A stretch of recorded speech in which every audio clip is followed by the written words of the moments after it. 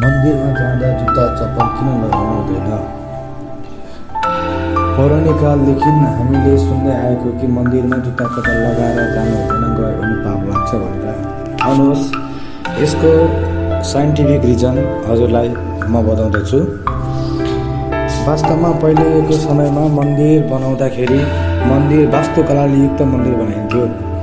त्यो मन्दिरमा जाँदाखेरि हामी प्राय मन्दिर दर्शन गर्न जाने समय भनेको बिहानको हो र बिहान खाली खुट्टा मन्दिर जाँदाखेरि त्यो मन्दिर वास्तुकलाले बनेका ती ढुङ्गाहरू, ती मन्दिरमा हामीले हिँडिरहेको बाटामा रहेका दुबोहरू, तिनीहरूमा हाम्रो घोडाको प्रेसर पर्दथ्यो, घोडाले टिक्ने गर्दथ्यो।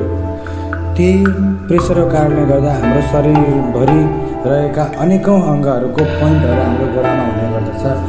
त्यही पोइन्टहरूमा प्रेसराइज भएर हाम्रो शरीरको हरेक अङ्ग एक्टिभ हुने गर्दछ।